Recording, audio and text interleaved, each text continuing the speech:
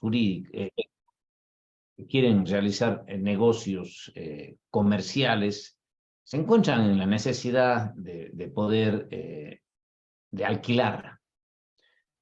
Las personas, por lo menos lo que yo siento en nuestro país, es que aquellas personas que logran hacer algún capitalcito, tratan de hacer algún tipo de construcciones para alquilar, digamos, tiendas para el comercio. Aquellos que tienen un poco más, algunos departamentos, o en algunos casos los estudiantes cuando tienen que ir de un lugar a otro, tienen que alquilarse alguna habitación, etcétera, etcétera. Por eso que hay dos tipos de arrendamientos. Hay el arrendamiento de libre contratación o de locales comerciales, que más o menos tienen algunas especialidades con relación a esos contratos, y además tiene un tipo de desalojo especial, es un proceso monitorio. Y para la vivienda también, digamos que hay un desalojo especial, y además tiene normas propias en el Código Civil que están regulando, que a mi punto de vista ya se encuentran obsoletas, atrasadas. Recuerden que nuestro Código Civil es del 76, y digamos ha habido algunos pequeños cambios, especialmente pongamos en la época de la pandemia. Todas las personas han estado complicadas, hay personas que se han quedado sin ingresos económicos, sin trabajos, tenían trabajos particulares y no podían ejercerlos, no podían salir. Entonces se ha sacado algún decreto, alguna ley para poder reducir el canon de arrendamiento. Pero bueno, eso ha sido circunstancial. Algunos han demandado la inconstitucionalidad y así se ha decretado.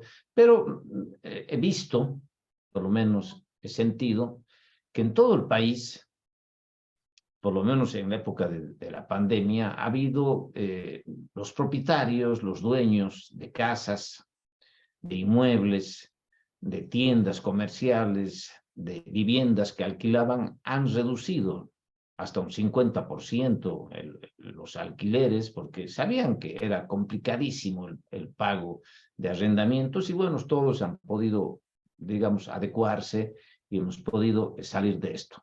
Por eso que es un contrato vital, porque siempre alguien va a necesitar arrendarse algo, alquilarse algo, ¿no?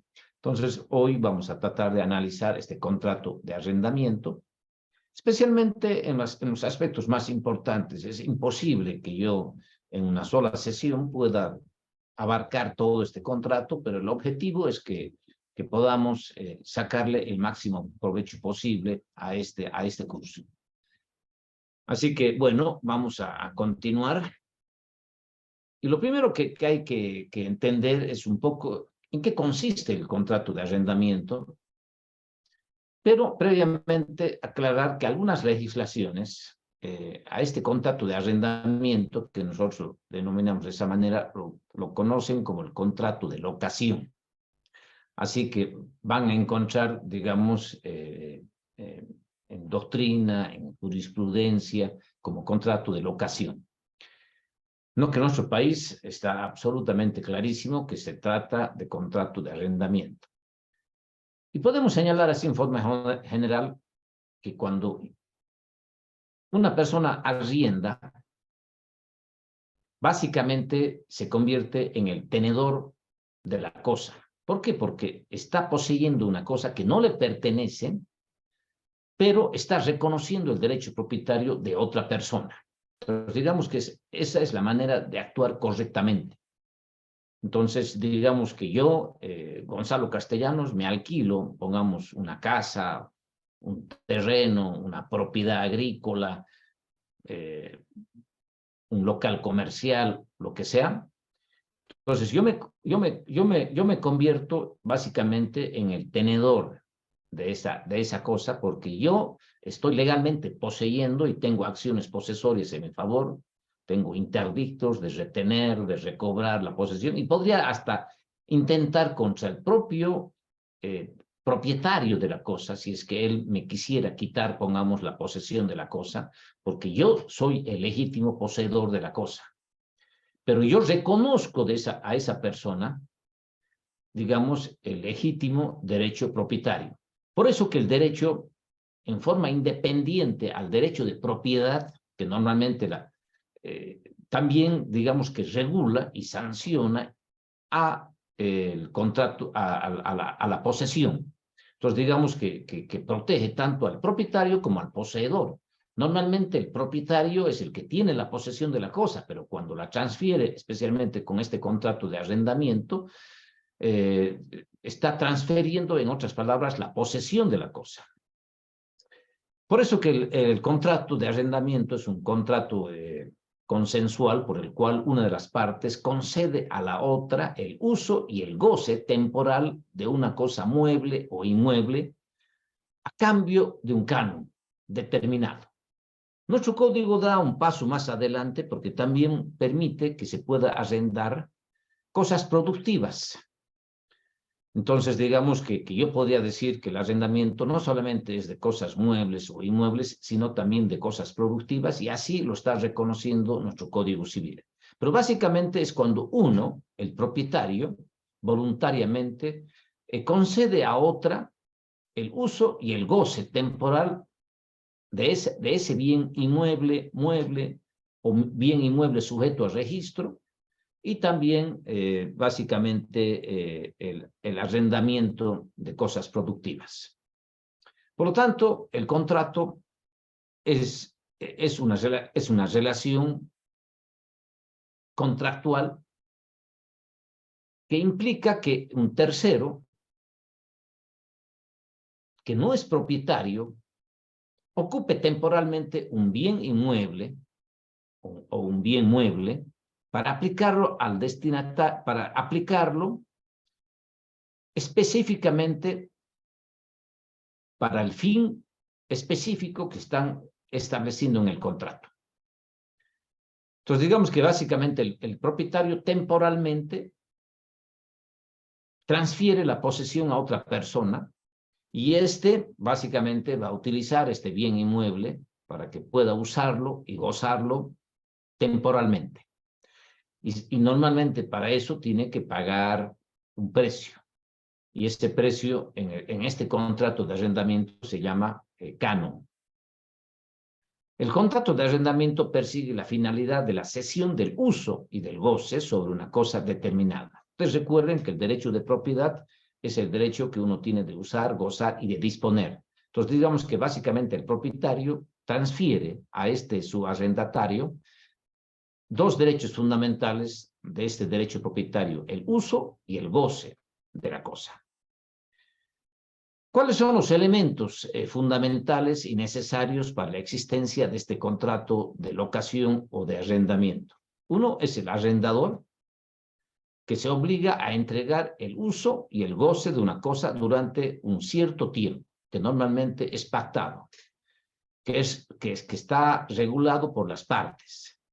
En algunos casos se alquila o entrega, digamos, esta cosa sin un tiempo determinado.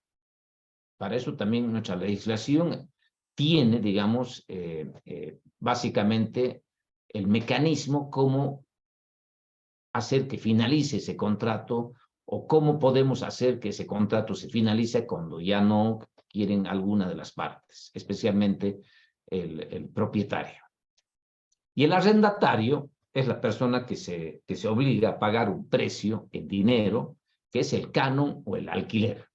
Entonces, digamos que necesariamente tiene que haber el arrendador, el arrendatario. El arrendador es el que entrega la cosa y el arrendatario, en compensación por la entrega y para usar y gozar algo que no le pertenece, se obliga a pagar un precio en dinero que tiene que ser un canon o un alquiler. Si no habría este canon o este alquiler y estamos entregando, digamos, el uso y el goce a otra persona, nos encontraríamos con otro tipo de contrato. Porque no se olviden que en el derecho de obligaciones, en este tipo de contratos, hay la libertad contractual. Entonces yo podía dar, por ejemplo, a alguien solamente para que sea mi cuidador, por ejemplo, que es muy común en nuestro país. Yo te entrego este bien inmueble para que me lo cuides. Ahí vas a vivir vos con tu familia, pero yo no te voy a cobrar ningún contrato, no te voy a cobrar ningún alquiler. Básicamente es para que me lo cuides. Más al contrario, a veces el mismo propietario es el que tiene que pagar a esa persona para que esté y permanezca y lo cuide, especialmente para que no haya avasallamientos, no haya abusos de terceras personas.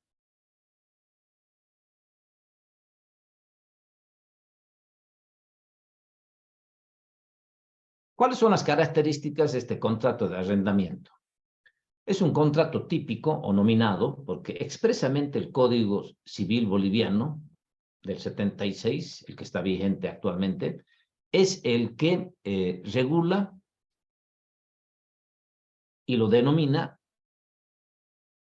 y establece las reglas de juego en forma clara, en forma precisa, o por lo menos eso es lo que entendemos dentro del Código Civil. Hay yo anoche les decía que los principales contratos como la compra-venta, la permuta, la donación, la fianza, el mandato, el mutuo o préstamo, están regulados. Y por supuesto también este contrato de arrendamiento. Y otros contratos modernos que comienzan a aparecer no están regulados, pero hay reglas generales. El tiempo compartido, por ejemplo, es una cosa muy interesante. Hay contratos digitales ahora, de software, hay un montón de cosas que no están prohibidos, más al contrario, por esta libertad contractual se puede hacer. Pero aquí, en este contrato, como hay que proteger a ciertas personas, y especialmente en el contrato de vivienda, hay que proteger al inquilino, entonces hay normas especiales que lo protegen y lo regulan. Después es un contrato consensual porque se perfecciona con el simple consentimiento de las partes. No es necesario para que funcione la entrega de la cosa.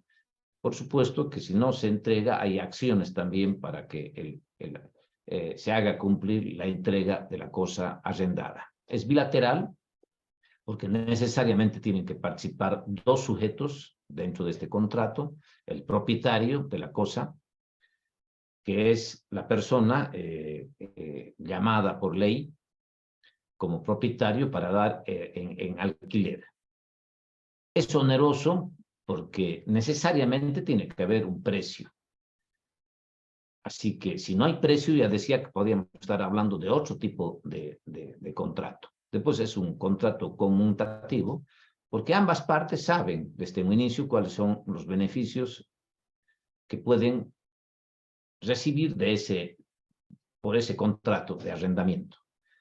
Yo alquilo, pongamos, una tienda comercial y yo sé que voy a recibir mensualmente un alquiler y la persona que está arrendando sabe que va a beneficiarse porque seguramente va a poner ahí, pongamos, un restaurante, va a poner una farmacia, va a poner un negocio, una venta de ropa, etcétera, etcétera, y sabe que va a ganar.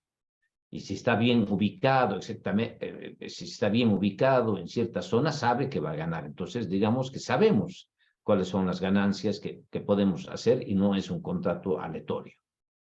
Es un contrato de trato sucesivo porque no es de ejecución inmediata, sino que se prolonga a través de un tiempo determinado. Este contrato casi, digamos que es el contrato por excelencia, contrato sucesivo. Normalmente los otros contratos son de un solo hecho. Y finalmente no es un contrato formal porque no se requiere una forma especial, no se necesita documento público, no se necesita documento privado, y más al contrario, ni siquiera se exige que sea, para que surta efectos jurídicos, sea un contrato formal, sea un contrato escrito. Por lo tanto, además, es muy común que se hagan este tipo de contratos en forma verbal, así que a pesar de las consecuencias jurídicas que implica el arrendamiento, muchas personas optan directamente por un contrato verbal. Entonces, digamos que realmente en este contrato no hay ninguna forma, no hay ninguna solemnidad, no se exige que sean escritos, porque hay algunos otros contratos, pongamos, que no necesitan realizarse mediante documento público, pero por lo menos constar por escrito. Aquí, en el contrato de arrendamiento, puede ser absolutamente verbal, y después, por supuesto, que antes de iniciarse los procesos de desalojo donde aparecen los problemas, tendrá que haber un incidente para demostrar la existencia de este contrato.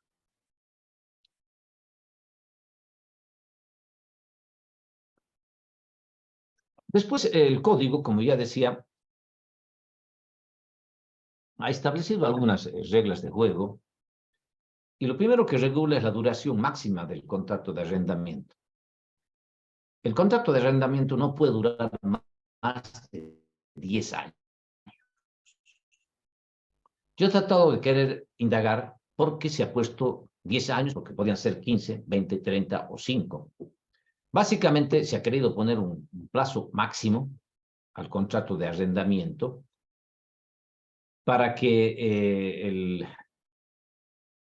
no haya abusos por ninguna de las partes. Y en algunos casos, digamos, este es un contrato a veces largo. Por ejemplo, a veces hay instituciones financieras que pueden alquilar, digamos, algún bien inmueble para poner un banco, por ejemplo, y tienen que realizar bastantes gastos, ¿no?, para poder dar seguridad al banco, para que, digamos, no haya robos, etcétera. Entonces, me parece prudente que sea hasta un plazo máximo de 10 años. Por supuesto que puede durar más, pero ¿qué significa? Que necesariamente tiene que después celebrarse un nuevo contrato.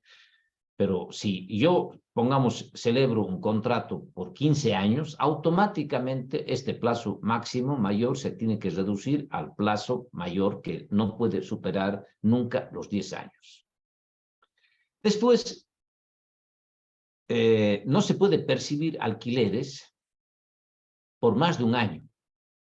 Entonces, digamos que yo solamente podría percibir en forma adelantada hasta un año los alquileres.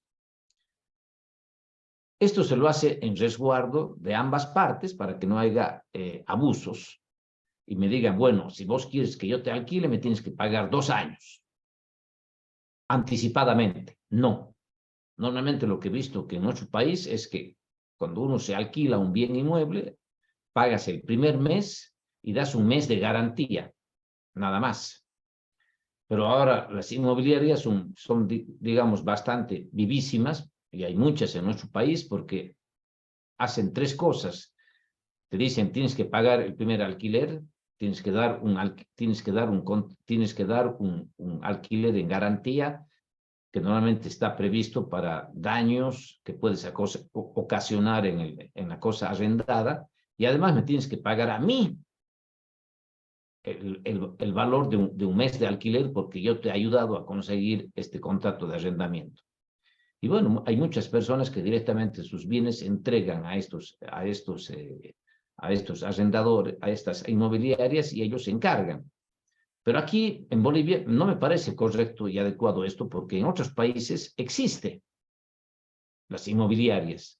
Pero aquí, si yo entrego una inmobiliaria, ellos solamente me buscan el inquilino, me lo consiguen, me pagan el mes de alquiler, el mes adelantado, pero después se desentienden, ¿no? Que en otras partes esa persona que ha actuado como intermediario mediante unas inmobiliarias, después ellos, digamos, que hacen que mensualmente se cumplan el pago de alquileres, o, digamos, pueden también proteger al inquilino si es que el arrendador incumple con algunas cosas que estaban pactadas. Entonces, digamos que se queda un buen tiempo.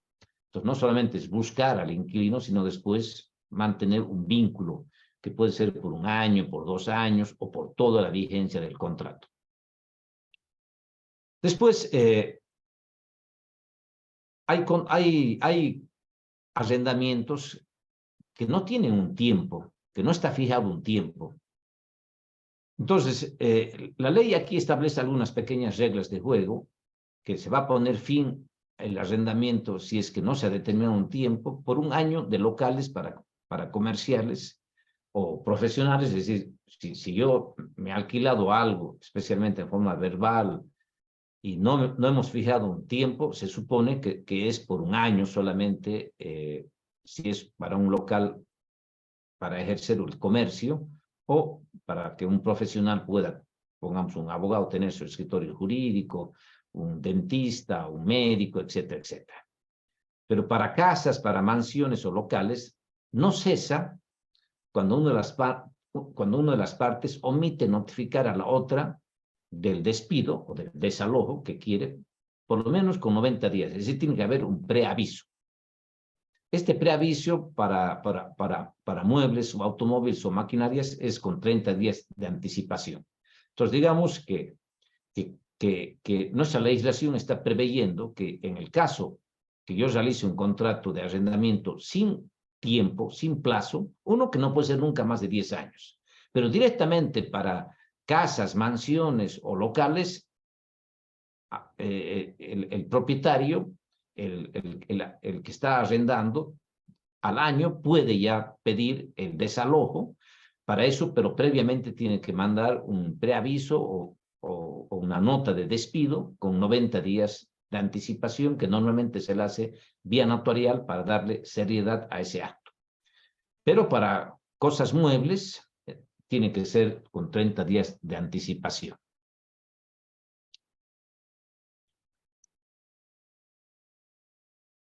Siguiendo con el tema de la duración del contrato de arrendamiento, puede haber una renovación tácita. Cuando vencido el término se deja que continúe con la detentación de la cosa. Es decir, muy bien, yo he alquilado, pongamos, por un año o por 2 años, y llega, se cumple la fecha, pero digamos que ambos seguimos cumpliendo con nuestras obligaciones. Entonces, digamos que tácitamente estamos continuando.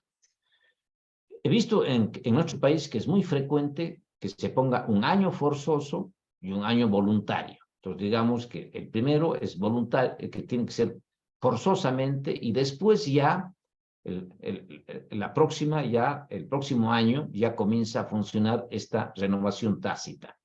Puede irse prolongando con el tiempo. Cuando es por tiempo indeterminado, no se da el preaviso del desalojo. ¿Por qué? Porque básicamente hay la renovación tácita de este contrato. Ambas partes, si ambas partes por hechos inequívocos preservan el contrato de arrendamiento, también se tiene como una renovación tácita de este contrato de arrendamiento. Ahora, ¿qué pasa cuando se enajena la cosa arrendada?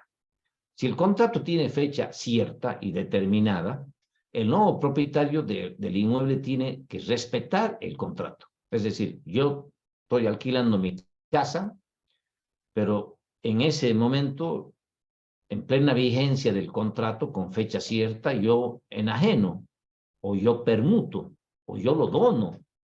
Es decir, hago un acto, hago uso del derecho de disponer de la cosa. Entonces, tiene que respetarse el contrato de arrendamiento. Sobre bienes muebles no sujetos a registro, no hay esta situación, y el nuevo propietario que toma posesión de buena fe tiene la obligación de respetar el contrato. Es decir, perdón, no tiene la obligación de respetar el contrato. ¿Por qué? Porque ya se le ha entregado la cosa. No se olviden que en el tema de los derechos reales, quien tiene la cosa se presume que es el legítimo propietario. Entonces, digamos que si yo le he entregado a alguien, le he vendido a alguien una cosa mueble, y este toma posesión, no tiene la obligación de respetar el contrato, porque él está al haberse entregado la cosa, él ha presumido que la cosa no estaba alquilada. Entonces ya tiene la posesión de la cosa.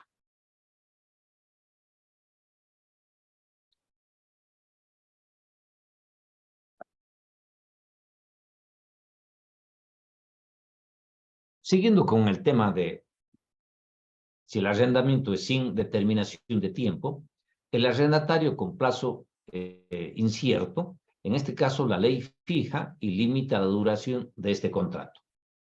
Cuando las partes no han determinado el tiempo del contrato por un año de los locales para el ejercicio de una profesión, de un comercio, y en algunos casos por el tiempo necesario para cumplir con el objeto del contrato de arrendamiento. Entonces, digamos que aquí hay dos cosas importantes que ya hemos tocado hace rato, pero es importante que volvamos a analizarla. Cuando es de locales, para ejercer un comercio o ejercer tu profesión, es por un año, pero cuando es de cosas que tienen un fin específico, cumplido ese objetivo, digamos que ya debe finalizar el contrato. Pongamos, si yo alquilo una movilidad porque tengo que realizar un viaje de Tarija a La Paz y volver de La Paz a Tarija, ahora es muy común, pongamos, este tipo de contratos que hacen muchas empresas de alquiler de automóviles. Entonces, supone que yo, si he contratado para viajar a La Paz y para volver a La Paz, cuando yo regrese a Tarija, significa que este contrato tiene que concluirse porque ya ha cumplido con el objeto por el cual ha sido arrendado. Es importante que analicemos ahora las obligaciones del arrendador.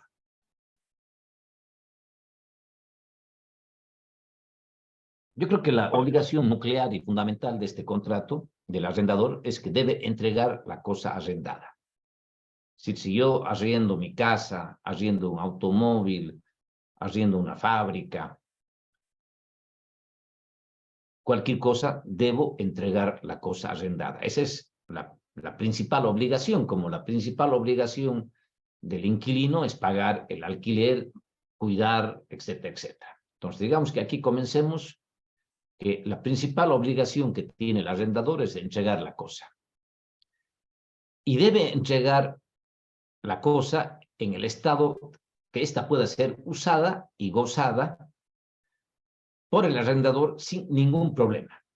Es decir, si yo voy a alquilar, pongamos un bien inmueble, este tiene que estar, digamos, con instalaciones de luz, agua, etcétera, etcétera, con todas las situaciones. Si yo voy a alquilar una oficina y yo necesito, pongamos, internet, tiene que estar las instalaciones necesarias, etcétera, etcétera. Si yo voy a alquilar un automóvil para hacer un viaje, tiene que estar en condiciones de poderla usar y de gozar la cosa.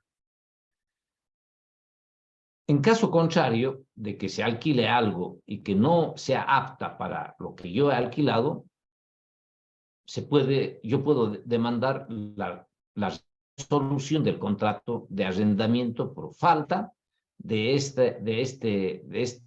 esta situación de que la cosa no sirve o no puede usarse o no puede gozarse en forma adecuada.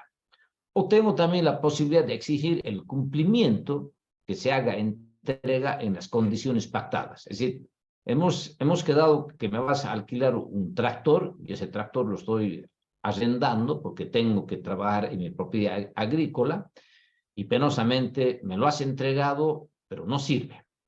Te doy un plazo de 10 días o de 3 días o lo que sea para que hagas las reparaciones necesarias, si no, yo voy a resolver el contrato y además, al resolverte el contrato, vas a tener que pagar resarcimiento de daños y perjuicios y lucros cesantes, así que sería un mal negocio para el arrendador.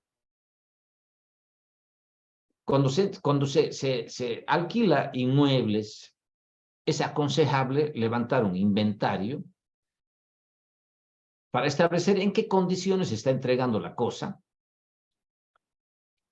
Pongamos en un bien inmueble, hasta se saca fotografías de cómo se encuentran las paredes, las puertas, las ventanas, los techos, etcétera, etcétera, para que después, cuando se tenga que devolver, se devuelva en las mismas condiciones. Por ejemplo, últimamente he visto que forman parte del contrato de arrendamiento, y eso lo hacen constar después en un documento, que están haciendo una filmación. Porque a veces puedo decir, bueno, las paredes están bien pintaditas, etcétera, etcétera, pero en realidad no es así, ¿no? Que si hay una filmación, por eso que muchos ahora utilizan el servicio notarial, entonces llevan a un notario para cuando hay la entrega de la cosa arrendada, y levanta un acta, establece en forma general cuáles son las características, a veces van a asistir de un perito y el perito informa, etcétera, etcétera. Y lo mejor y lo más aconsejable es que esté siempre suscrito para ambas partes, porque en caso después de problemas, va a haber una prueba documental preconstituida y donde vamos a poder exigir a la contraparte que cumpla y que entregue la cosa como ha sido entregada. Entonces, yo creo que es una forma, digamos, razonable, y los abogados debemos asesorar de esa manera a nuestros clientes para que no tengan problemas, porque normalmente cuando aparece el inquilino todo es perfecto, pero cuando ya comienza a fallar y ya comienzan a ocurrir los problemas, yo he visto llorar a veces a propietarios porque dicen, me han entregado, después de tanto tiempo, de tantos procesos, me han entregado casi destruido el bien inmueble. El mes supuestamente de garantía, para comenzar, me debe 10 meses de alquiler, y ese mes que me ha dado supuestamente de garantía no sirve ni siquiera para ni reparar el 10% de los daños.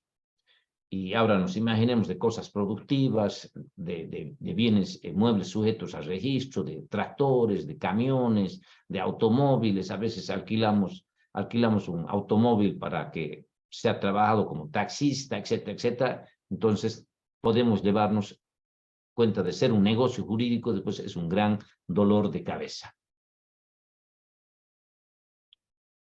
Siguiendo con estas obligaciones del arrendador, debe entregarse la cosa en el tiempo convenido, y puede, en caso de no entregarse en el tiempo convenido, puede ser obligado de entregar la cosa mediante un proceso monitorio. Hay una acción prevista en el Código Procesal Civil que se llama de entrega de cosas. Está previsto expresamente en el artículo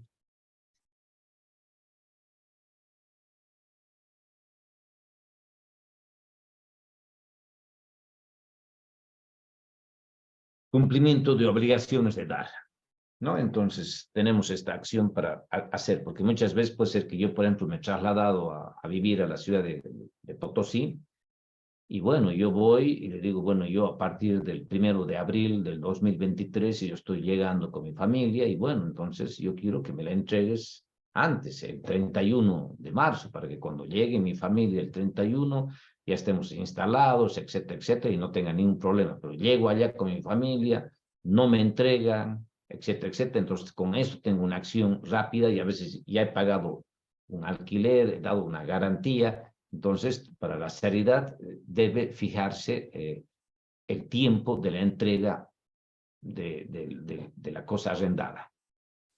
Después, el arrendador debe mantener, si se trata de bienes inmuebles, para que la cosa, digamos, siga sirviendo para el uso y el goce que ha sido arrendada. Entonces, digamos, que debe realizar las reparaciones ordinarias y extraordinarias que requiere un bien inmueble, y básicamente tiene que estar, no puede decir, bueno, yo ya he alquilado y ya no me interesa. Por eso que la ley prevé que el inquilino, el arrendador, está obligado a informar en el tiempo más rápido posible al arrendador de algunas reparaciones urgentes. ¿Sabe? Usted me ha alquilado y hemos estado en época de invierno y no hemos tenido ningún problema, pero ahora no sé, ha comenzado la época de lluvias y realmente hay cualquier cantidad de goteras y se está comenzando los muebles están comenzándose a tener desperfectos, problemas, se están deteriorando, son madera, y el agua, ustedes saben que es enemigo de la madera. Además, cada vez está creciendo más las goteras, debe haber grandes problemas en el techo. Además, estoy temiendo que pueda haber alguna desgracia, puede caerse, puede causarme daños personales, daños materiales. Entonces, para eso la ley también dice, el inquilino, el arrendador, debe informar al arrendador para que éste haga las reparaciones urgentes. Porque después se cae el techo, me dices, pero ¿por qué no me has avisado? Hace 3 meses que han comenzado el tema de lluvias y yo pensé que estaba perfecto, tú no me has dicho absolutamente nada. Y bueno, entonces son diferentes las responsabilidades. Entonces, esa es una de las obligaciones que tiene también el arrendador. Continuando con este tema,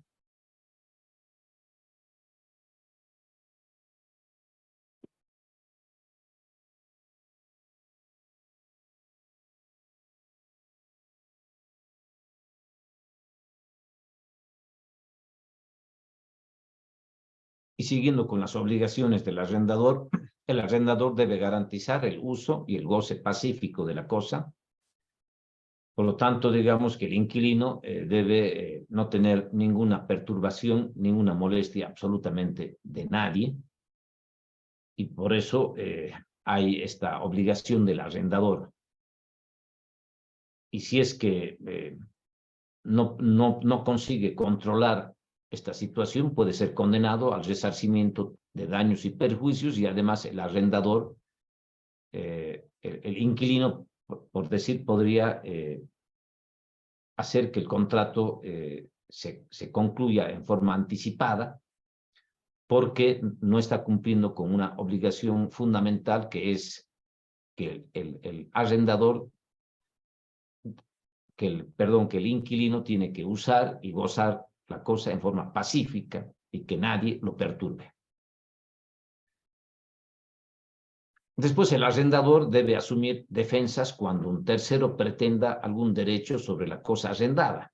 Muchas veces hay acciones, hay notificaciones que se las hacen en el bien inmueble del bien que se ha dado en arrendamiento. Entonces, en este caso, el inquilino, porque posiblemente el propietario ni se entere, el inquilino está obligado en comunicar de tales acciones al legítimo propietario para que éste pueda asumir defensa del bien que le pertenece, que ha dado en arrendamiento, ¿no? Entonces, mire, le comento que ayer han aparecido gente del Poder Judicial y han dejado una cédula de notificación porque le están demandando la nulidad de este bien inmueble que le pertenece a usted. Hay una acción reivindicatoria, hay un interdicto de obra no perjudicial, daño temido, etcétera, etcétera. Entonces, el inquilino tiene la obligación de comunicar esto a la persona, bajo combinatorias que, si no comunica, tiene responsabilidades y va a responder por resarcimiento de daños y perjuicios. Cuando el propietario arrendador es vencido por evicción, el inquilino puede pedir la disminución del canon o la resolución del contrato. Va a pedir la disminución del canon si es que es parcial la evicción, y pero si es total la evicción, es decir, va a pasar a manos de otra persona, entonces en este caso puede pedir la resolución del contrato, porque en realidad ya no es el legítimo propietario. Pero el nuevo propietario, por esta acción que ha hecho y que ha ganado, digamos, el derecho propietario de ese bien inmueble que ha sido alquilado, debe respetar el contrato de alquiler siempre y cuando el inquilino haya actuado de buena fe e ignoraba la existencia de este juicio, porque muchas veces hay personas que están ya complicadas, hacen pagar, por eso es que la ley es inteligente, un año de alquileres, y esto ya ocurre a los 3 meses, entonces digamos que si es que me tendrían que sacar, ¿qué hago? ¿Cómo hago para que me devuelvan los 9 alquileres que yo haya pagado adelantados? Porque solamente he estado viviendo 3 meses. Entonces ahí, si es que ha actuado de buena fe, no procede, digamos, perdón, el propietario debe respetar este contrato hasta la finalización del contrato.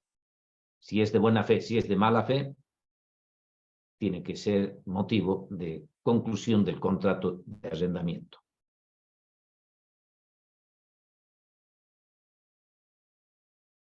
Después, el arrendador también es responsable por los vicios de la cosa que afecten la idoneidad de la cosa para la cual ha sido dada y que no permite un goce y un uso adecuado.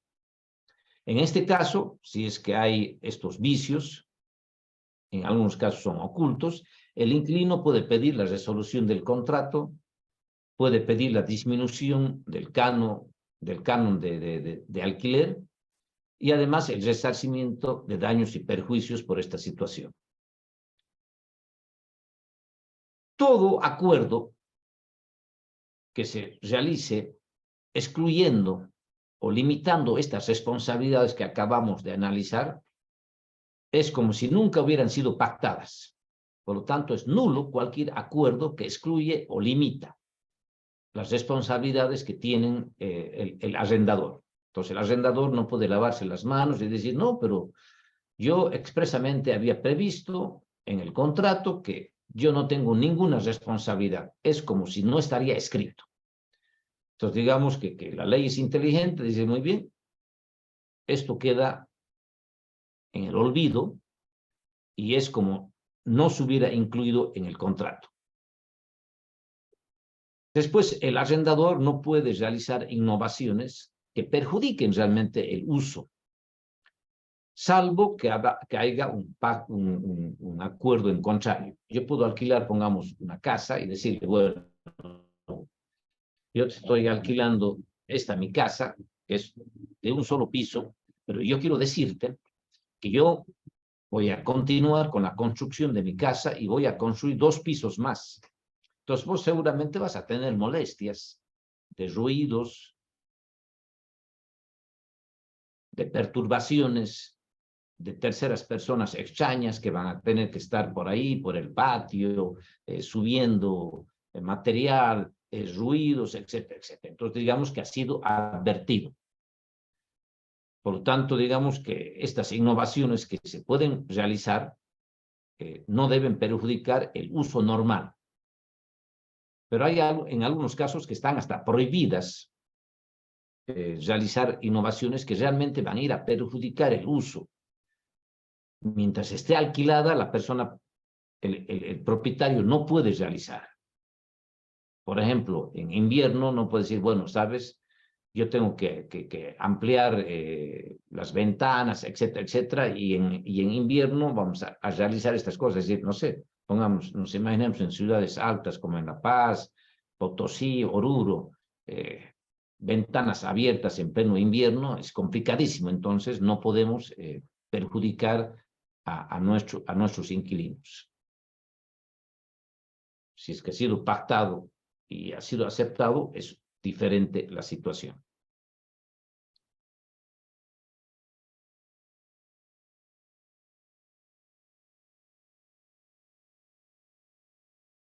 Bueno, antes de ver las obligaciones del inquilino, voy a pasarles un video del contrato de este contrato de arrendamiento y vamos a ver después las obligaciones del inquilino.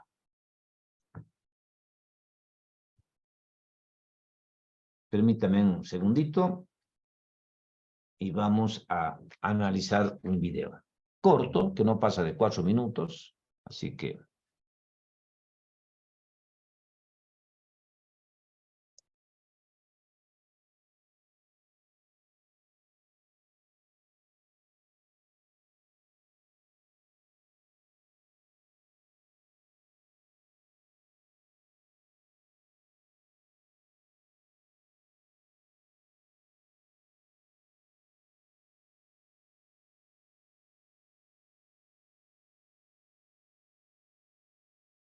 Algo a tomar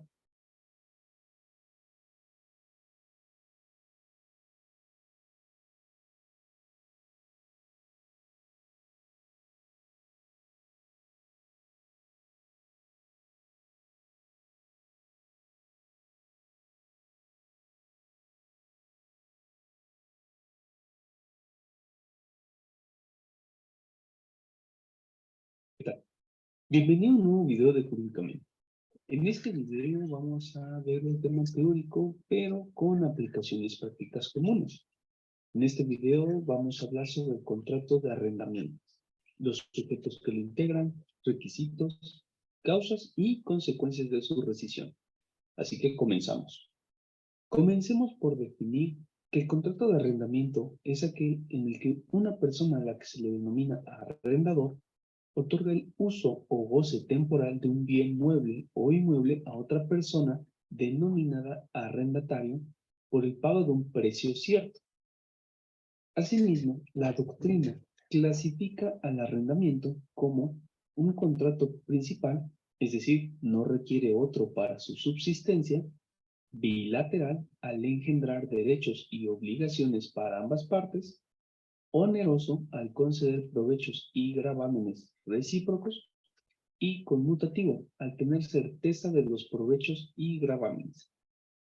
Ahora bien, algo a tomar en consideración para efectos prácticos es conocer la naturaleza del contrato de arrendamiento, en el sentido de a qué materia pertenece, ya que podemos decir que el arrendamiento puede ser civil, mercantil y administrativo. Para efectos del arrendamiento de carácter civil, se establece que este es por descarte, es decir, cuando no se trata de un arrendamiento mercantil o administrativo, se va a reputar como arrendamiento civil. Por otra parte, un arrendamiento siempre se considerará mercantil al tratarse de bienes muebles, al existir especulación comercial en su explotación. Tomando esto en consideración, es vital mencionar que tratándose de inmuebles, no importando si su destino es comercial, el arrendamiento de inmuebles se considera civil. Por último, tenemos que un arrendamiento tiene el carácter de administrativo cuando éste se da sobre bienes del Estado, ya sea de nivel federal, estatal o municipal. Esto es relevante saberlo, ya que cuando se requiere la intervención de un juzgador para dirimir una controversia en un arrendamiento, este debe ser un juzgador competente, ya sea en materia civil, mercantil o administrativa. Por cuanto a los requisitos, el arrendamiento para otorgarse, pese a la creencia de muchas personas, el arrendador no necesariamente debe ser el dueño del bien arrendado, ya que incluso para ilustrar este punto, se tiene la figura del subarrendamiento, en donde el arrendatario otorga arrendamiento del todo o parte del bien que arrienda, tomando en sí mismo este arrendatario la figura de arrendador frente a su subarrendatario. Por otra parte, la ley establece que este contrato debe constar por escrito, siendo responsabilidad de esto el arrendador. La falta de forma escrita de este contrato no acarrea su nulidad. Sin embargo, en caso de un conflicto existen demasiados inconvenientes. Algo relevante y que fue objeto de reforma en últimas fechas es el tratamiento fiscal del arrendamiento, ya que muchas legislaciones procesales fueron modificadas. Así entonces, para que el arrendamiento pueda ser reclamable judicialmente, es necesario acreditar la expedición de los comprobantes fiscales conducentes. Así también, no obstante no ser un requisito en la ley en sí mismo, es muy importante cuando se asesore a una persona que necesita de un contrato de arrendamiento, que éste debe incluir una cláusula en la que se haga constar que el bien mueble o inmueble será destinado a un fin lícito y que el pago de la renta proviene de una fuente lícita. Esto con el objeto de proteger el bien arrendado de una posible acción de extinción de dominio. Déjame en los comentarios si te gustaría un video sobre este tema. Finalmente, la rescisión del contrato de arrendamiento. Comencemos por saber que el contrato de arrendamiento puede darse por concluido de forma natural al concluir el plazo del contrato de arrendamiento. Sin embargo, el caso más común es la rescisión del arrendamiento por falta de pago del arrendatario, para lo cual el arrendador debe iniciar un proceso judicial para el cobro de renta. Ahora bien, es importante mencionar que la mayoría de legislaciones contemplan en materia civil una vía especial para arrendamiento, por lo que en el caso de arrendamientos civiles deberá buscarse la vía especial aplicable. Otro tema a tomar en cuenta es cómo determinar la cuantía para conocer la competencia por cuantía del juzgado. En el caso de arrendamiento, esto se conoce elevando el monto de la renta mensual a un año. Por lo que supongamos, si un arrendamiento se da por 10,000 pesos mensuales, la cuantía para efectos de competencia es de 120,000 pesos. Ahora bien, otras causas que tiene el arrendador para dar por concluido el arrendamiento es porque el arrendatario destine un uso distinto al convenido del bien arrendado y cuando se otorga un subarrendamiento sin consentimiento del arrendador. Por otra parte, la rescisión del arrendatario se da cuando el arrendador impide el libre uso del bien arrendado, para lo cual el arrendatario, en el caso de un inmueble, deberá consignar las llaves del inmueble como acto de entrega. Si el arrendador no está de acuerdo, se procederá a un procedimiento de esta oposición. Este proceso también suele tener una vía especial. Sin embargo, siempre debes revisar la legislación aplicable en tu entidad federativa. Otra causa de rescisión por parte del arrendatario son la destrucción del bien arrendado y los defectos o vicios ocultos que impiden el libre uso o goce del bien. Y bueno, pues este video sería todo. Hago la mención especial para Lourdes CB, quien se unió esta semana como miembro del canal. Y ya sabes, si te gustó y fue de utilidad, no olvides dejar tu like, comparte el contenido para que más gente lo conozca y, lo más importante, si aún no estás suscrito, suscríbete al canal activando la campana para que te avisen cuando nuevo contenido. Bueno, yo utilizo bastante jurídicamente, tiene interesantes videos sobre diferentes temas de derecho. Y en este caso, ellos son mexicanos, está clarísimo, y casi es bastante parecido a lo que nosotros estamos regulando en nuestro Código Civil. Continuando con el tema, voy a seguir compartiendo y ahora vamos a ver las obligaciones, básicamente las obligaciones del inquilino. La obligación nuclear y fundamental, por supuesto, del inquilino es el pago del canon de arrendamiento. Esa es la clave del éxito. Si no hay precio que se hace mediante este canon o este arrendamiento que se conoce, no existiría. Por lo tanto, es el precio del contrato, un elemento esencial en el contrato de arrendamiento. Este debe ser periódico, es decir, puede ser mensual, quincenal o puede ser global, pero recuerden que no se puede pagar por más de un año los alquileres por diferentes motivos. Yo puedo fijar un alquiler diario, semanal, quincenal, mensual. Lo normal en nuestro país es de que el alquiler, el canon, se lo hace en forma mensual y por mes adelantado. En los muebles, el inquilino cubre los gastos de la reparación y el mantenimiento. Esa es otra obligación del inquilino. ¿Por qué? Porque en los bienes inmuebles hemos visto que las reparaciones y el mantenimiento le corresponde al que alquila, no que en los bienes muebles es una obligación del inquilino. Entonces, digamos, ahí hay una gran diferencia que he querido que quede clara, porque en los bienes inmuebles esto debe pagar básicamente el arrendador, no que aquí en los bienes muebles lo paga el inquilino. Ahora, el inquilino debe usar la cosa en la forma pactada, en la forma prevista. no abusando del derecho. Y hay un término que se utiliza mucho en el derecho que debe cuidarla como un buen padre de familia. Para muchas cosas dice, debe hacerlo como un buen padre de familia. Significa que debe dar toda la diligencia necesaria para cuidar y proteger la cosa y no se deteriore, no sufra menoscabo, no se destruya, no desaparezca, no se pierda la cosa, porque hay situaciones a veces muy complejas en estos contratos.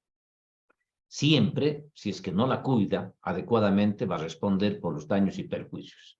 Yo hace rato les decía que cuando se da un contrato de alquiler, normalmente lo mejor es levantar un acta, dejando claramente en qué condiciones se está entregando la cosa mueble o inmueble. Y además, si es posible, lo hagamos vía notarial, con esta acta firmada por ambas partes, y además podemos munirnos de una filmación que es fácil. Ahora pongamos, todos tenemos celulares, y esos celulares siempre, ustedes saben que ya tenemos, que podemos hacer grabaciones y después podemos verlas cualquier momento, y ahora son pruebas digitales que tienen pleno valor jurídico en materia civil, en materia penal, etcétera, etcétera. Después, el inquilino tiene la obligación de usar la cosa para el destino al cual estaba previsto. Porque yo, por ejemplo, puedo decirle, sabes, yo quiero alquilarte mi bien inmueble para que pongas ahí, pongamos una tienda de venta de ropa. No quiero que pongas ahí una cantina, un bar, una discoteca, un karaoke, porque no quiero complicarme. Yo voy a vivir en el piso de arriba, o yo vivo al frente, o el vecindario me va a hacer problemas, ¿no? Entonces, normalmente en los contratos escritos se deja absolutamente claro cuál es el destino al que está uno dándole a este contrato, y no podemos cambiarlo, modificarlo, y además que después esto se puede constituir como una causal de desalojo.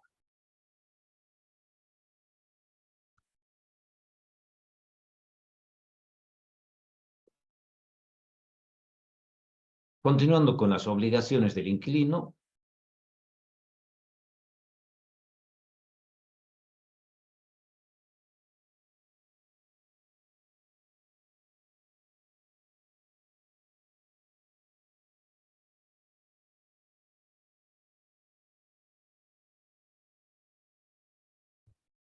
perdón un segundito. El inquilino debe responder por el perecimiento o el deterioro de la cosa. Esto normalmente es de bienes muebles.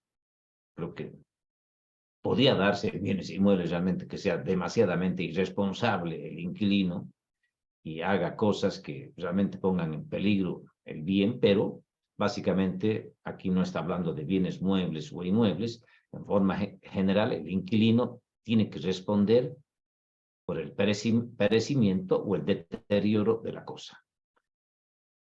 Esto se extiende a responsabilidad por terceras personas, porque podría tranquilamente decir, bueno, esto lo han hecho otras personas, por lo tanto, el inquilino igual responde por negligencia o culpa de estas terceras personas que han sido autorizados por el inquilino. Por ejemplo, yo he alquilado una casa y ahí he hecho una fiesta, han participado varias personas y yo he autorizado que se haga la fiesta, y todos los daños, pueden haber roto baños, roto puertas, etcétera, etcétera, y no puedo decir, bueno, no he sido yo, han sido terceras personas. Disculpe, pero usted ha autorizado esto y tiene que responder. Yo creo que la segunda obligación más importante que tiene el inquilino es que tiene que restituir la cosa. Es decir, una vez que se extingue el contrato, debe restituir la cosa arrendada. Y ahí es donde normalmente a veces se presentan los problemas. No quiere entregar la cosa y por eso después tenemos que recurrir al proceso de desalojo, que es lo normal, porque yo no puedo hacerme justicia por mis propias manos, ir y querer sacarlo. Por ejemplo, si mi inquilino, por ejemplo, no me quiere ya devolver el bien inmueble que yo le he alquilado, tranquilamente yo puedo ir, pongamos, y ponerle candados o cambiarle las chapas, y eso básicamente es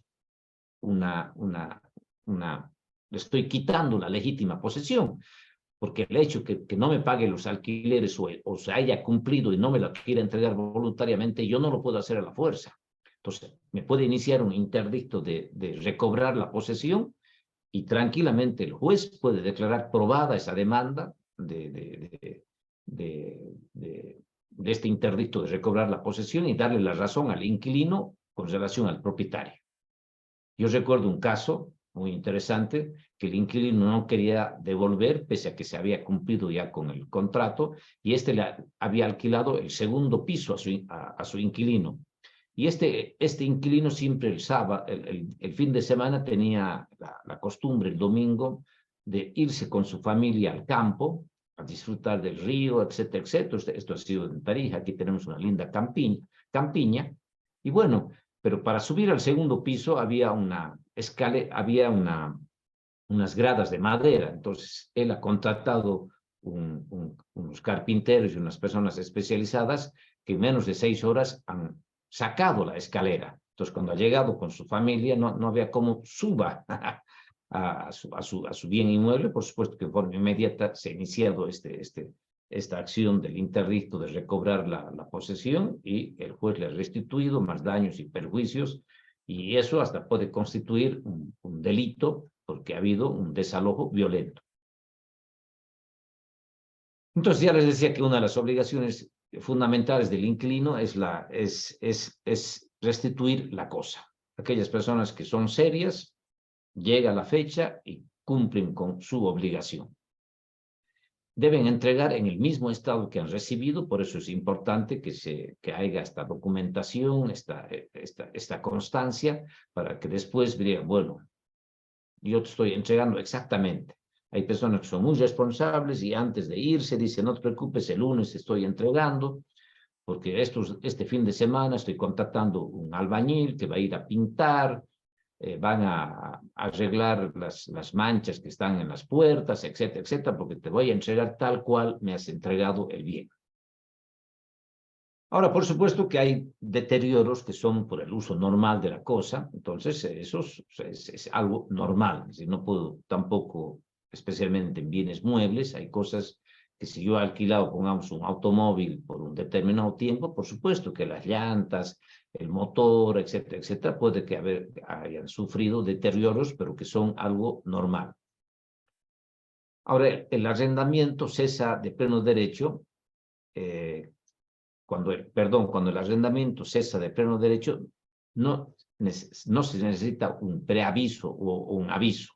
Automáticamente ya tienen la obligación de restituirme la cosa. Ahora, que no me la quiera cumplir ya es algo diferente. Lo que aquí yo quiero decir es que no tengo que decirle, bueno, sabes, ya se ha finalizado este contrato.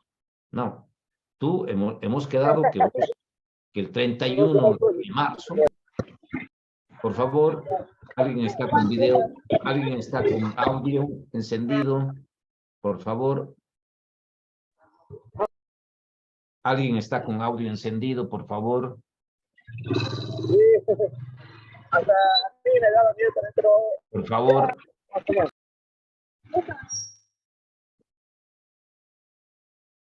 María Calcina está encendida, por favor, le pido. Bueno, entonces, en esos casos, cuando hay una fecha de entrega que debe ser restituida, esta actúa de pleno derecho, es decir, que no necesito dar un preaviso para que me entregue la cosa. Se puede subarrendar o ceder el contrato cuando está autorizado. Siempre hablamos aquí del subinquilino o del subcedente, ¿Por qué? Porque yo puedo decirle muy bien, yo quiero que me alquiles esta casa, pero yo esta casa voy a subalquilarla porque yo voy a alquilarla por cuartos, por dormitorios a estudiantes. Entonces, vos no te preocupes, a mí me alquila la casa, yo voy a ser responsable, pero yo voy a subalquilar. Si es que esto quiere el propietario, no hay ningún problema. Entonces, es posible subarrendar, ceder mi contrato de arrendamiento, es decir, mira, yo me estoy yendo, posiblemente voy a irme en 6 meses y como tenemos un contrato por un año, yo voy a ceder a alguna persona seria este contrato de arrendamiento. Si es que te lo permiten, puedes tener esa facultad. Si no te permiten, no está prohibida, digamos, el subarrendar o ceder. Eso ya depende del pacto. Finalmente, lo que vamos a analizar es el arrendamiento de fondos urbanos para vivienda. Pero aquí vamos a hacer un pequeño descansito de 5 minutos, son las 8:20, y vamos a hacer un descansito de 5 minutos. A mí se me ha acabado el agua, voy a irme a traer, voy a dejar de compartir y nos encontramos dentro de 5 minutos, por favor, ¿ya? En 5 minutos continuamos con el temario.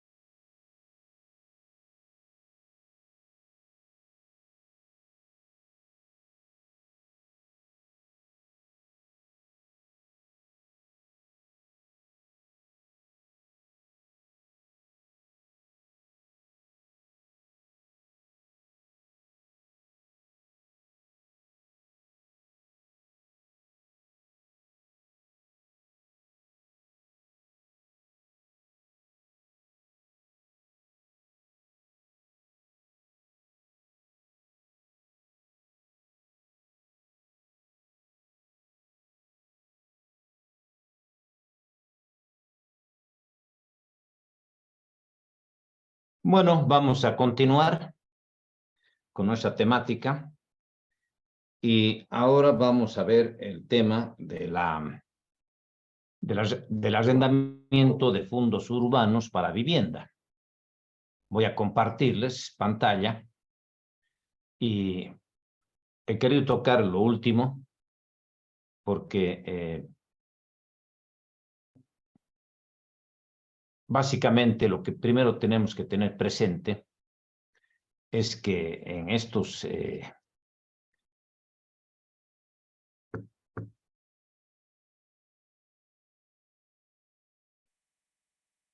lo primero que tenemos que tener presente es que por vivienda es la residencia que tiene una persona y su familia y que no tiene fines lucrativos o de negocio. Básicamente, este es aquí lo que la ley quiere proteger con relación al comerciante, que yo cuando alquilo, pongamos una habitación para poner una tienda, una pulpería, para poner una farmacia, para poner un karaoke, lo que sea, tiene que tener un tratamiento diferente. Por eso es que hay arrendamientos y aquí la ley y el Código Civil está regulando en forma clara y en forma precisa los fondos urbanos para vivienda. Y lo primero que establece que se debe entender por vivienda la residencia que tiene una persona y su familia y que tiene únicamente fines para vivir, para que sea su morada.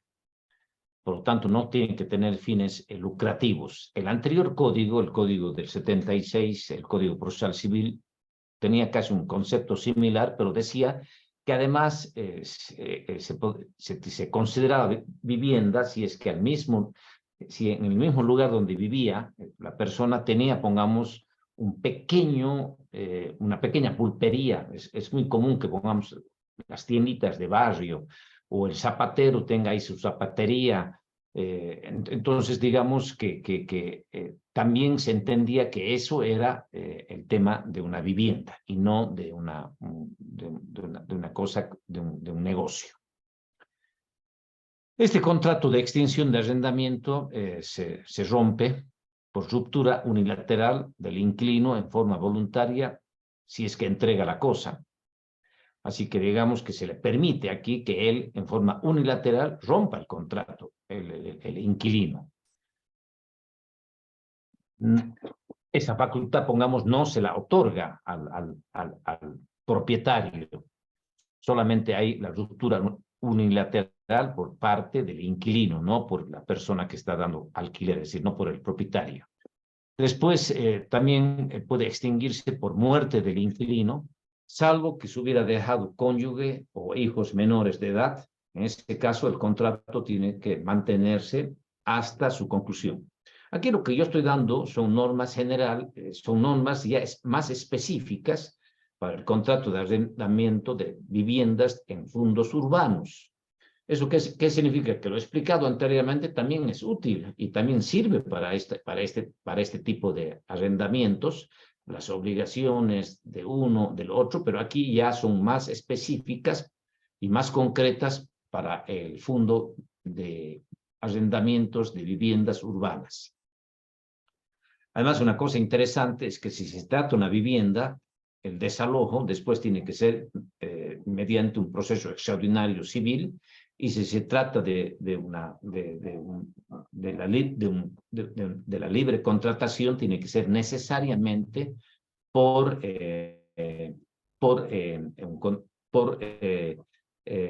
un proceso monitorio. Y finalmente también se extingue por sentencia ejecutoriada de desalojo.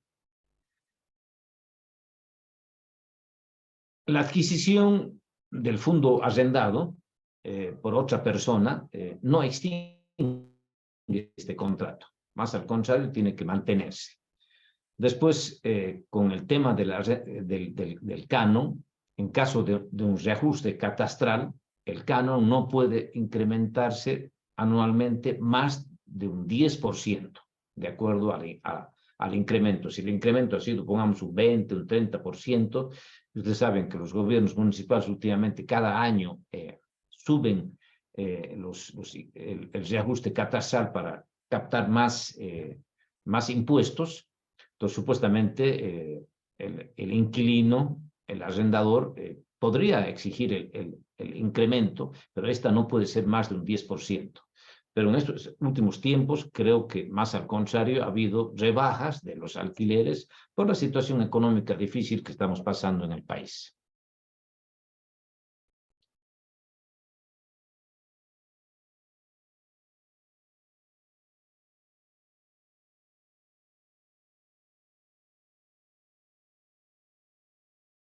No es posible que al mismo tiempo pueda darse un contrato de arrendamiento y anticrisis sobre un fondo urbano destinado a vivienda. Ustedes saben que en el contrato de arrendamiento hay un alquiler, y en el contrato de anticrisis yo entrego un capital y en garantía de eso me dan un bien inmueble. Entonces digamos que aquí nuestro Código Civil está prohibiendo, por lo tanto no es posible que al mismo tiempo se arriende y se dé una anticrisis. Y creo que es muy común que se haga en nuestro país. Vos vas y dices, yo quiero alquilarme esta casa, y te dicen, bueno, pero yo necesito plata. Bueno, deme 50.000 bolivianos como parte de un anticrético, y el alquiler, esta casa yo tendría que cobrar un alquiler pongamos, de 3.000 bolivianos o de 2.000 bolivianos, pero yo le voy a dar a 1.000 porque me estamos realizando un contrato mixto. Eso en la práctica se da mucho, pero el Código Civil lo está prohibiendo. Ahora, si se presentaría esta situación, y ya ha habido casos reales, muchas veces las personas lo hacen sabiendo de esta prohibición. Dicen, muy bien, este cuarto yo tendría que cobrarte 500 bolivianos mensuales, pero si tú me das $1.000, yo solamente te voy a cobrar 100 bolivianos mensuales de alquiler. Porque yo con esos $1.000 voy a hacer unas construcciones, voy a hacer unas mejoras, etcétera, etcétera, y ya está. Entonces, pero lo hacen. Ahora, si ya hay un conflicto, el contrato de anticrisis queda nulo y debe restituirse el capital que ha sido dado por el tema de la anticrisis, y además pagar un interés bancario. Y el propietario, por supuesto, como ya se ha quedado sin efecto el contrato de anticrisis, y por eso había bajado el contrato había bajado el canon mensual, puede pedir un reajuste, que ya digamos que ha dejado de funcionar como un contrato mixto. Después, para que no haya abusos y realmente se pueda vivir dignamente, expresamente el código está diciendo que el bien arrendado debe tener condiciones de habitabilidad, es decir, debe tener todas las condiciones de higiene, salubridad, servicios básicos, etcétera, etcétera, para que cuando una persona vaya a vivir con su familia, realmente viva en condiciones realmente de las mejores posibles. Por eso que a veces le obligan antes de alquilar que ponga los servicios básicos, que tenga puertas, tenga ventanas, haya seguridad, haya todo, porque realmente las personas van a ir a vivir con su familia, y para alquilar tiene que estar en esas condiciones. En este tipo de contratos directamente está prohibido ceder o subarrendar, salvo pacto en contrario, ¿no? Entonces digamos que anteriormente la regla es de que se puede arrendar, subarrendar y ceder, salvo que esté prohibido. Aquí directamente estás prohibido de subarrendar o ceder el contrato, salvo que también haya un pacto en contrario. El subinquilino debe pagar el canon directamente al arrendador originario. Es decir, si es que habría esta posibilidad, entonces directamente decir, muy bien, a mí me pagabas el alquiler, ahora ya hemos cambiado, y el alquiler tienes que pagarlo directamente al arrendador originario, al propietario. Y además, si se lo hace esto a escondidas, esta subarrendación o o esta cesión de este contrato es una causal para el desalojo. Bueno, eso es todo lo que tenía preparado. Había muchas más cosas, pero por factor tiempo he medido mis tiempos y he dicho que no voy a poder pasar. Es por eso que ahora vamos a ver el proceso de desalojo. Ya decía que hay dos tipos de desalojo. Hay el desalojo hay el desalojo de locales comerciales y el desalojo de viviendas. Y vamos a ver primero en este momento el proceso de desalojo en el régimen de la libre contratación, que es básicamente un proceso monitorio. ¿Cuál es la característica fundamental de un proceso monitorio? Es de que en el contrato que en el proceso monitorio no se discuten derechos dudosos o contradictorios, básicamente no hay una controversia y por lo tanto, digamos, lo que hay que hacer es directamente procederse, digamos, en este caso al desalojo. Entonces, ya les decía que el legislador ha visto por conveniente tener dos procedimientos diferentes, uno para vivienda y el otro para el régimen de la libre contratación. Es un trámite relativamente sencillo. Este proceso tiene que nacer mediante una demanda y para eso tiene que presentarse el contrato de arrendamiento, pero en el caso de que haya habido un contrato verbal previamente a iniciarse el proceso y ponerse en marcha el proceso de desalojo, se hace una intimación previa y que es obligatoria para demostrarse el contrato verbal. Podemos hacerlo mediante recibos de pago de impuestos internos, podemos hacer por recibos comunes y corrientes, porque ahora ustedes recuerden que con el nuevo código no es necesario ya presentar el talonario fiscal del recibo de alquileres devengados. Eso era con el código del 76 y esto ya ha sido eliminado, digamos, en este nuevo código. Por lo tanto, digamos que el tema impositivo es una cosa absolutamente independiente y el juez tiene la obligación de poner en conocimiento, puede decir, bueno, muy bien, en mi juzgado se ha seguido un proceso de desalojo y no han presentado, porque podían presentarlo, no han presentado talonarios fiscales, por lo tanto, parecería que hay evasión de impuestos y entonces yo pongo en conocimiento de impuestos internos para que ustedes cobren ya, digamos, el canon, pues cobren los impuestos que corresponde al propietario por haber alquilado el bien. Pero esto ya es totalmente independiente. Antes, si no presentabas, ni siquiera podías iniciar porque con la demanda tenías que presentar este talonario fiscal. Pero esto ya es historia en nuestro país porque esto estaba en el Código del 76. Ahora ya son diferentes las normas que están regulando esta situación. Entonces, básicamente, en este proceso monitorio de desalojo, la demanda puede ser mediante el contrato o si no, previamente tienen que realizarse esta intimación previa para demostrar verbalmente, uno, la existencia del contrato y cuál era el canon mensual de arrendamiento.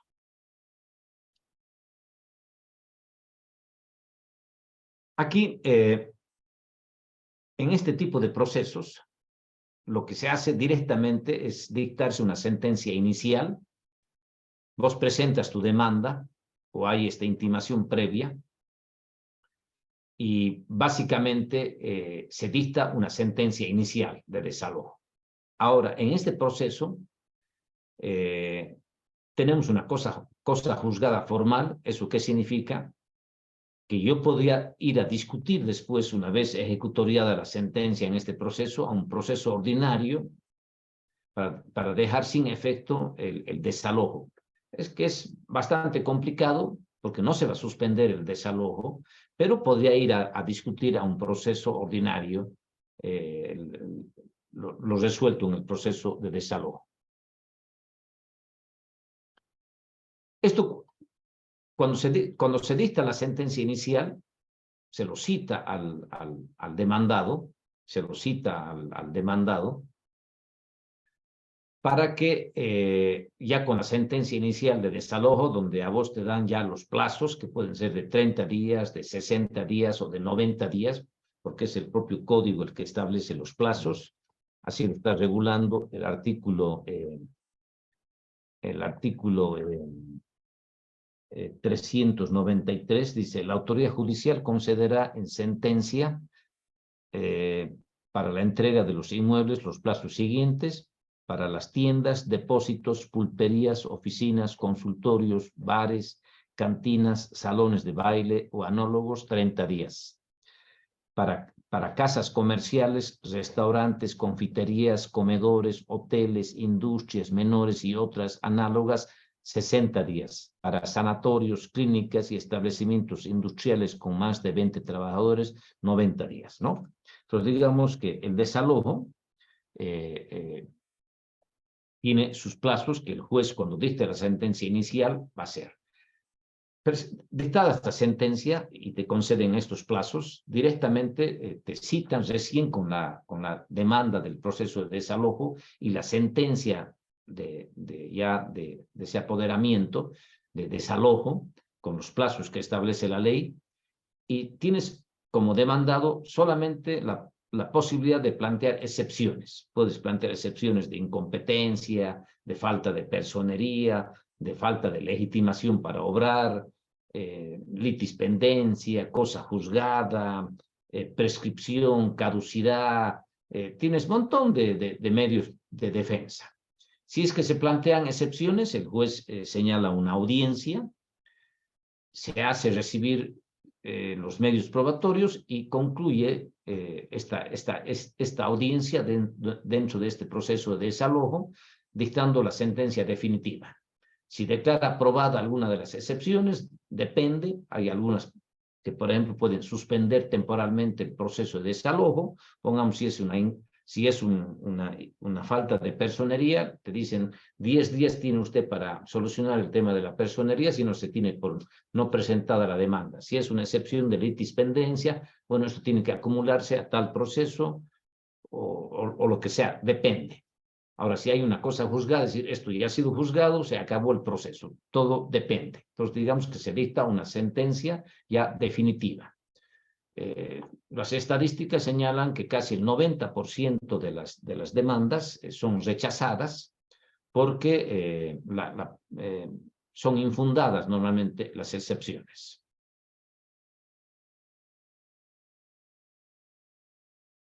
Ahora, ¿cuáles son los motivos por los cuales se puede pedir el desalojo en el régimen de la libre contratación? Básicamente son dos las causales. Parecería ser muy sencilla.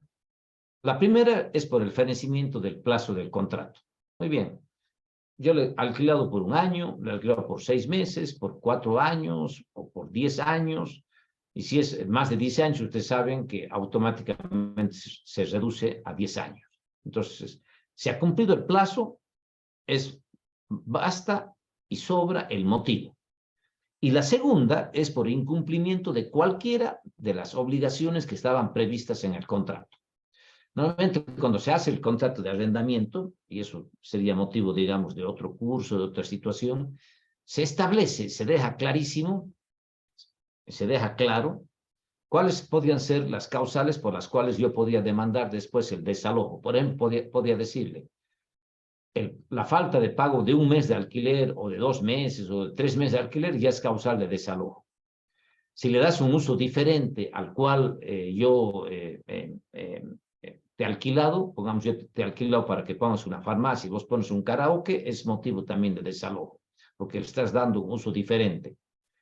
También podría decir, por ejemplo, yo necesito este bien inmueble porque tengo que hacer unas edificaciones, porque pienso, aquí están aprobados mis planos y yo voy a construir aquí un edificio. Entonces, yo te había dicho que te alquilaba esta casa siempre y cuando en el momento que me autoricen realizar una construcción más grande, yo necesito porque tengo que demoler y tengo que hacer.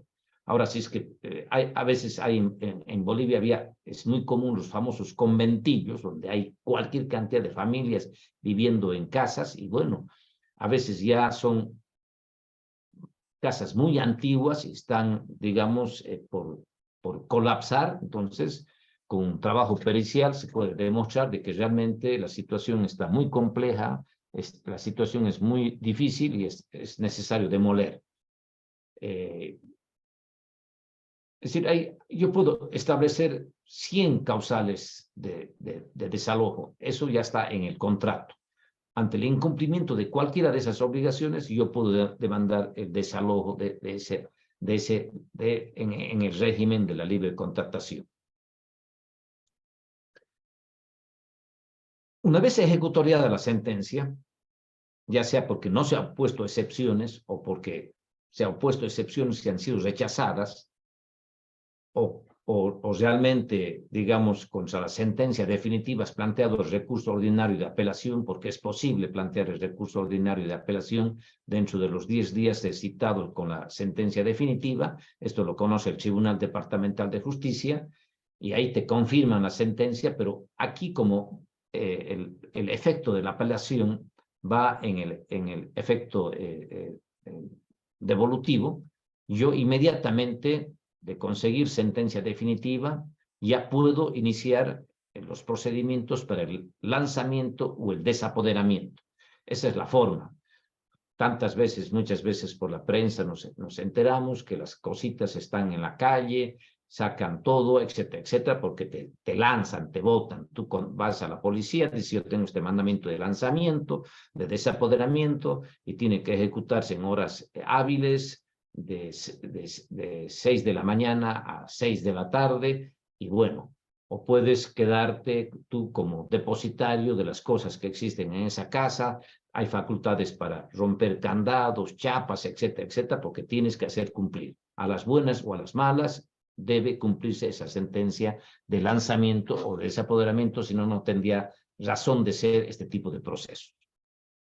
En otros países, por ejemplo, en el nuestro no, hay un desalojo anticipado. Muchas veces yo digo, bueno, ahorita estamos en marzo, estamos en 28 de marzo, y recién en junio se va a vencer el contrato, se va a cumplir el plazo de este contrato, pero si yo tendría que esperar hasta junio, recién en 3, 4 meses, digamos que a fin de año, yo recién tendría una sentencia favorable. Entonces yo puedo hacer un desalojo anticipado, decirle, mire, se va a vencer el contrato en junio, yo quiero iniciar ahora en marzo, pero la sentencia recién la voy a hacer cumplir en junio, cuando realmente se venza. Me parece interesante esa situación que no ha sido regulada por nuestro país.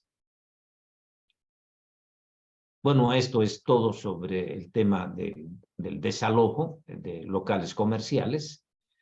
Y bueno, lo que vamos a ver finalmente, lo último, es el desalojo de viviendas. Ya hemos establecido qué es vivienda, y vivienda es la morada, es el lugar donde una persona vive con su familia. Y para eso hay un proceso extraordinario. En este caso, el desalojo de viviendas tiene que ser mediante un proceso extraordinario. Aquí, básicamente, el Código de Procedimiento Civil del 2013 ya no establece causales de desalojo, como establecía el anterior código. Ya no establece. Por lo tanto, yo, para demandar el desalojo de viviendas, puedo hacerlo también por 2 motivos. La primera, puedo hacerla por fenecimiento del plazo del contrato de arrendamiento, o por el incumplimiento de alguna de las cláusulas que hemos establecido en el contrato. Se presenta la demanda dentro de este proceso de desalojo de viviendas, y lo que hace el juez tiene 3 opciones. Puede aceptar la demanda, admitir la demanda, puede ordenar que se subsane algún error, algún defecto, y tercero, podría rechazar en forma in limine, digamos, si es manifiestamente improcedente la demanda. Así que tiene esas 3 posibilidades. Nos imaginemos que va por la primera opción, que admite la demanda. Una vez admitida la demanda, se lo cita recién al demandado con esta acción, de desalojo, se lo cita a esta persona, se la cita a esta persona, que puede ser en forma personal, por cédula, por comisión o por edictos, y este citado legalmente tiene el plazo de 30 días para asumir defensa dentro de este proceso extraordinario. En esos 30 días, ¿qué puede hacer? Oponer excepciones, todas las que están previstas para materia civil, como sería incompetencia, impersonería, falta de legitimación para obrar, demanda interpuesta antes del término del plazo o la condición, cosa juzgada, litispendencia, conciliación, transacción. Hay un montón de excepciones que se pueden plantear dentro de este proceso. Digamos que eso puede hacerlo dentro de los 30 días o puede contestar la demanda oponiéndose, que no procede el desalojo, etcétera, etcétera, puede asumir defensa. Una vez trabada ahí la relación procesal con la contestación de la demanda, si es que hay excepciones, se las corre en traslado por 15 días, deben ser contestadas en los próximos 15 días, y lo que hace el juez es señalar una audiencia única o central.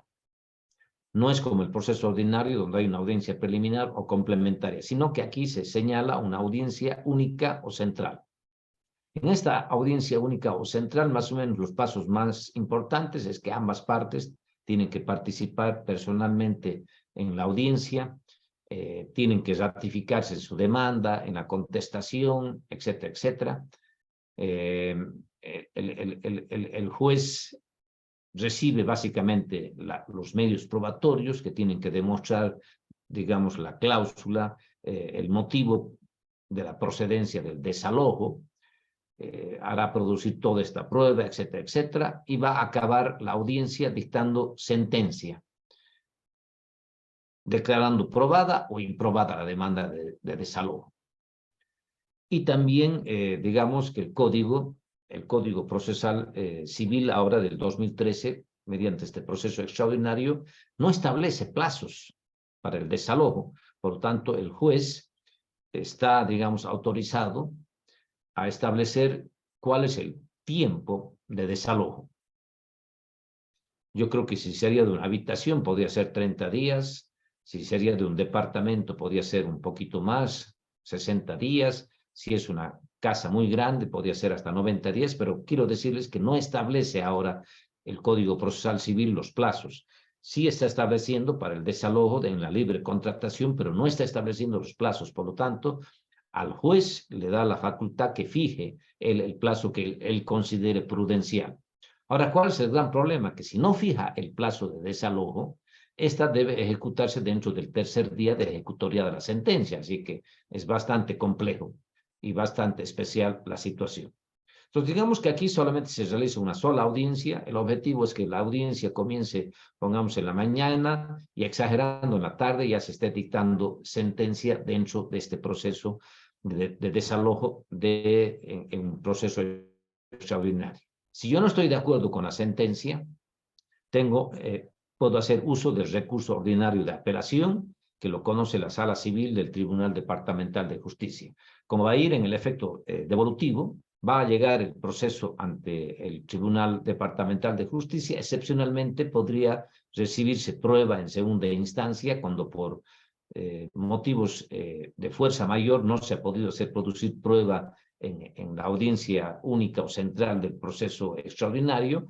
Se podría hacer producir prueba en segunda instancia y finalmente sorteado el expediente dentro de los vocales de la sala. Ellos tienen el plazo de 15 días para resolver este caso, confirmando, revocando, anulando, confirmando, etcétera, etcétera, la sentencia. Para este tipo de procesos, dentro de este proceso extraordinario, no hay recurso de casación. Por lo tanto, digamos, no hay el control de la legalidad si es que se ha aplicado correctamente la ley en el caso concreto.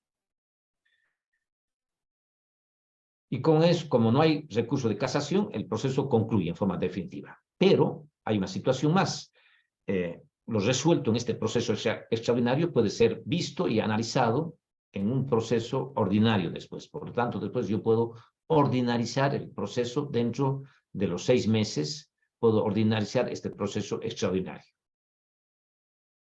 Bueno, con eso hemos visto el proceso de desalojo y más o menos viendo mis tiempos, he calculado casi perfectamente bien porque he podido desarrollar el desalojo, primero el contrato de arrendamiento en forma general, con todas las reglas, especialmente viendo las obligaciones del arrendador, del inquilino, etcétera, etcétera.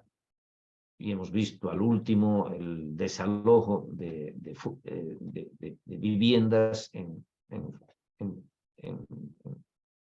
propiedades urbanas, que es el más importante y el que con mayor frecuencia se da. Y hemos visto los 2 tipos de desalojo. Ya se ha dicho que el desalojo no es muy problemático. Hay el desalojo de locales comerciales o de libre contratación y el que acabamos de analizar, el desalojo mediante un proceso extraordinario. Bueno, yo les agradezco mucho. Han sido muy gentiles en escucharme estos 2 días. Honestamente les digo que lo ideal hubiera sido un día más, porque era bastante el material, pero he querido hacer un resumen bastante completo para que recordemos de nuevo este contrato de compra-venta que hemos visto anoche, hoy el contrato de arrendamiento y el proceso de desalojo. Como yo les había mostrado ayer, tengo un librito interesante que les puede servir y puede ser muy útil. Este libro es del 2022, está actualizado y básicamente están los contratos de compra-venta, de permuta, de donación, de arrendamiento, de obra, de mandato, de préstamo, de fianza y tiene jurisprudencia actualizada tanto por el Tribunal Supremo como del Tribunal de Justicia. Yo les había dicho que les voy a dar mi número de celular, voy a pasar en la pizarra, voy a poner el número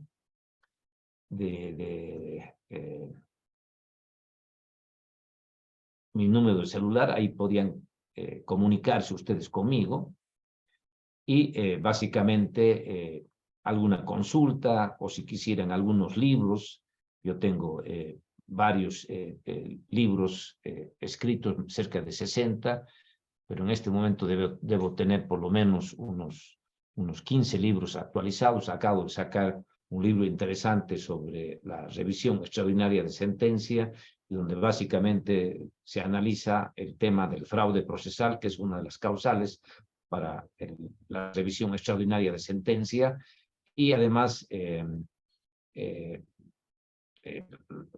una situación que es bastante compleja, que es la buena fe y la lealtad que debe actuarse dentro de un proceso y cuáles son las causales básicamente para demandar la revisión extraordinaria de sentencia. Les pongo aquí mi número, es el 751-20444.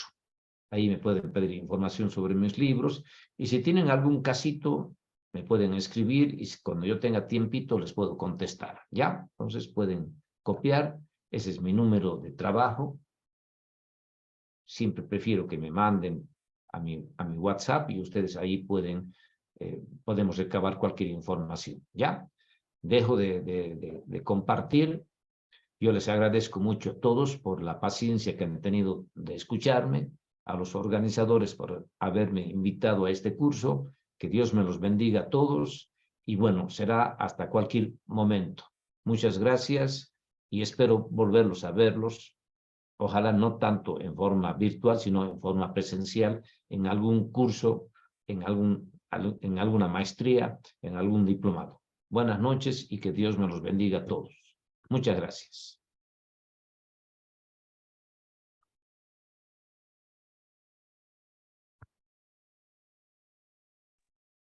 De esta forma hemos concluido con la última jornada del curso de contratos. Queremos agradecer al doctor Gonzalo, por la excelente ponencia. Y recordarles que aún los certificados aún están disponibles. O cualquier consulta, pueden escribirnos al grupo de WhatsApp que tenemos y por el cual se envió el link. Y sin más que decir, muchas gracias a todos por su concurrencia. Nuevamente, gracias, doctor. Y esperamos tenerlo en otra ocasión en forma presencial. Muchas gracias. Buenas noches. Gracias a todos.